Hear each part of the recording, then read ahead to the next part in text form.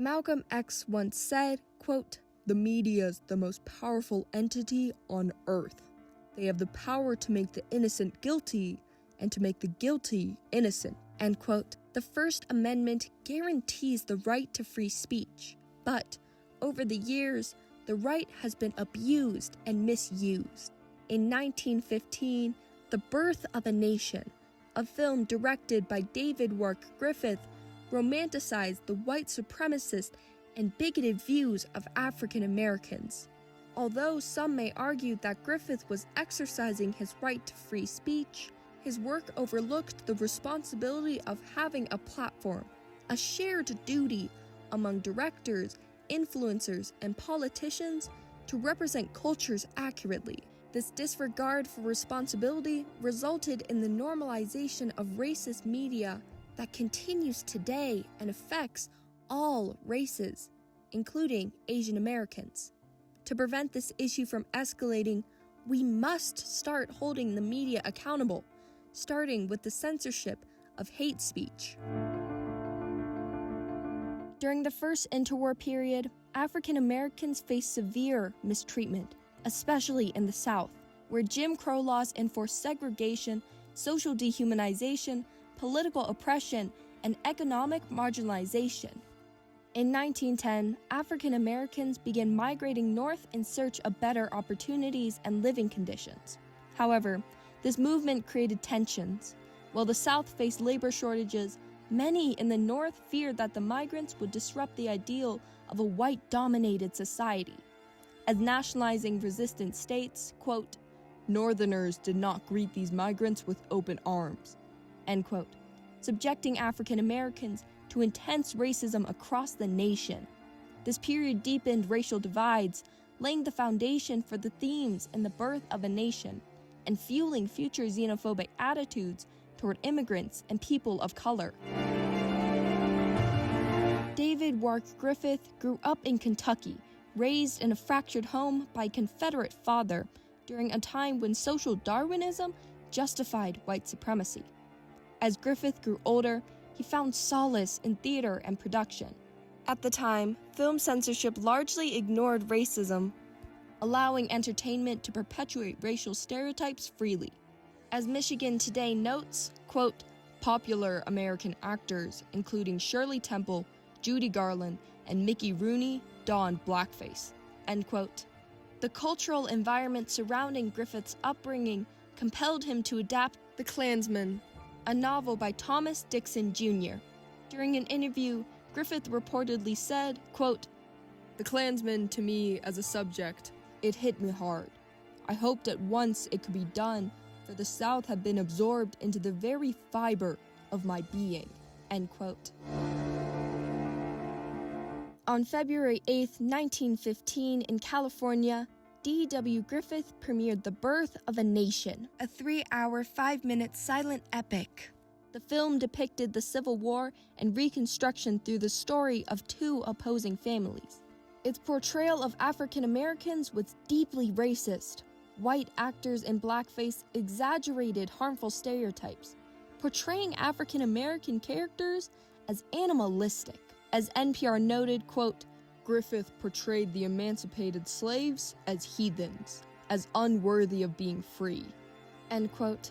Based on The Klansman, the film's climax glorified the Ku Klux Klan as heroes, depicting them swooping in to save the day.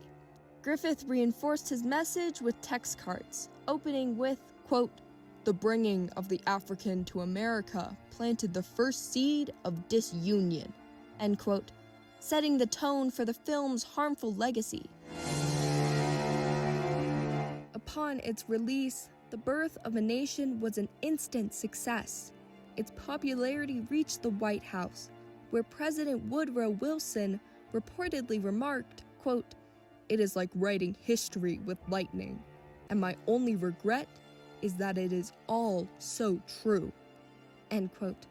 The film immediately incited a resurgence of violent hatred. On its premiere day, William J. Simmons climbed Stone Mountain, Georgia, and burned crosses, marking the Ku Klux Klan's resurgence with a mission to terrorize those he deemed, quote, racial aliens or non-Anglo-Saxon, end quote, including African Americans, Catholics, Jews, Asian Americans, women's rights activists, and immigrants. In contrast, the NAACP launched one of its first major campaigns against the film's racist depictions. Activists like William Monroe Trotter challenged its narrative through articles and protests. As Monticello states, quote, "The NAACP becomes really the nationwide leader of similar protests all over the United States," end quote. The Birth of a Nation grew increasingly controversial as its harmful racial portrayals were recognized. It was re-released and re-edited multiple times over the decades, until, as PBS notes, it was, quote, "banned in 8 states," end quote. D.W. Griffith was shocked by the backlash and defended the film as historically accurate. He published The Rise and Fall of Free Speech in America, arguing that censorship was the true evil and would be the death of art. Meanwhile, the Ku Klux Klan thrived, staging parades of 50,000 members, carrying out mass lynching and acts of racial terror, particularly during the Red Summer of 1919.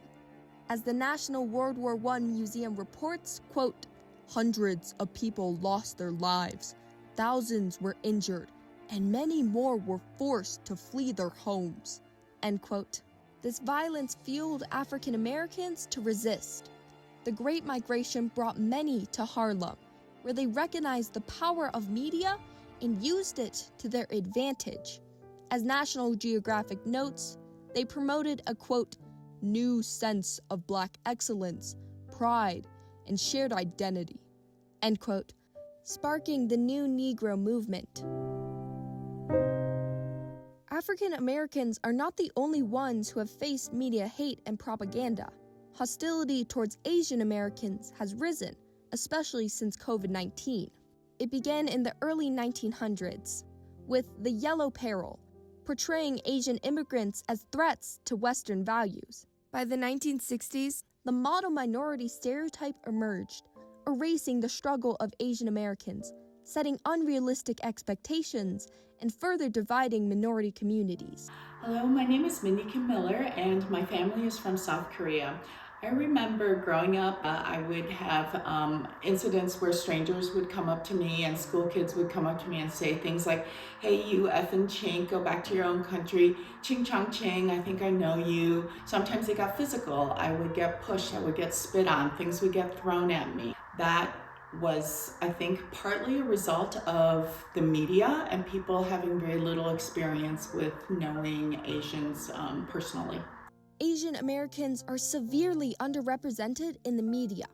As a USC Annenberg study found, quote, "across 51,159 speaking characters in 1,300 top-grossing movies, 5.9% were API," end quote, falling short of the, quote, 7.1% of the U.S. population that identifies as API. Hi, I'm Jean Shin. One of the proudest moments I had was every single department head was of Asian descent, and I thought that was very important with the message that we were sharing in this film about Asian hate. And every single person came up to me and shared a story of their own experiences of what they felt, racist remarks, or even remarks or things, xenophobia. The only way to prevent the normalization of hate speech from further escalating is by raising our standards, holding the media accountable, and using what D.W. Griffith hated: censorship, not to stifle free speech, but to stifle the spread of harmful narratives that fuel racial hatred. I do, in general, really believe that you have to allow people to have their voice. There is that fine line, like everybody says, well, you can't say fire, scream fire in the middle of a theater, and you're going to get in trouble for that. The Birth of a Nation proves to us that without pressure for accountability and anti-racism, there will be none.